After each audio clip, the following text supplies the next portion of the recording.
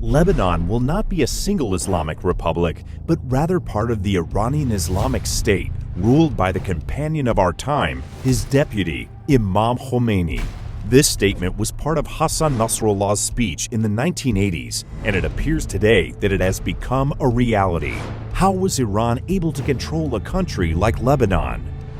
In 1964, Iranian Shiite politicians and clerics settled in Lebanon to escape the regime of the Shah of Iran. Within a few years, they quickly reached high positions in the Lebanese political movements by benefiting from their strong ties with the Lebanese Shiite clergy. In 1979, during Khomeini's rise to power in Iran, Khomeini took advantage of Lebanon's civil war.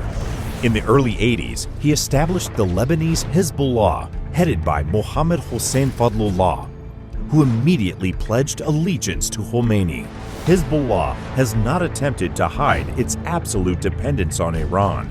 The party's founding message of 1985 stated that Hezbollah adheres to the orders of a leadership represented by the Wali al-Faqih, which is embodied by the eminent Imam Grand Ayatollah Ruhollah Khomeini. The turning point in the party's career came in 1989 after the Ta'if Agreement, which called for the dissolution of all Lebanese and Palestinian militias, the handing over of their weapons to the state, and abolishing sectarian representation, which declared the end of the civil war. However, Hafez al-Assad, who established strong relations with Khomeini, exploited his military and political influence in Lebanon and excluded Hezbollah from the agreement.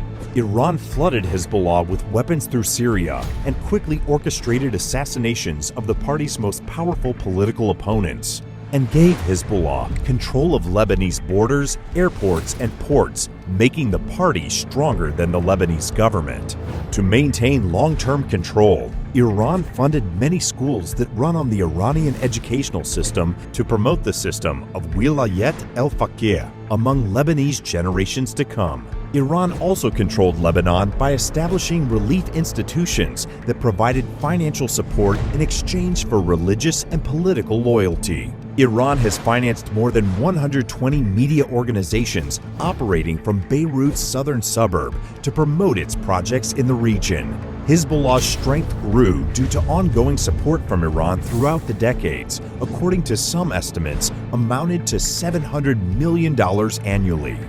The party's strength reached its climax after it formed the March 8 alliance, which enabled Hezbollah to disrupt the Lebanese parliament by obtaining the majority of votes. Hezbollah also gained control by choosing Michel Aoun, who supported Iran's active role in Lebanon, as the country's president. Hezbollah, who has been classified as a terrorist organization in 47 countries around the world, has denominated Lebanon politically, militarily, economically, and socially.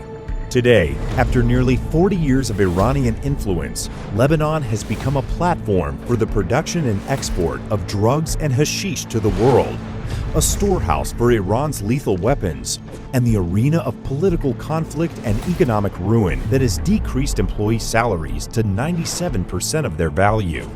Unemployment has risen to 41%, and Lebanon's public debt has exceeded $98 billion. The Paris of the East has drowned in the mud of Iran's expansionist project.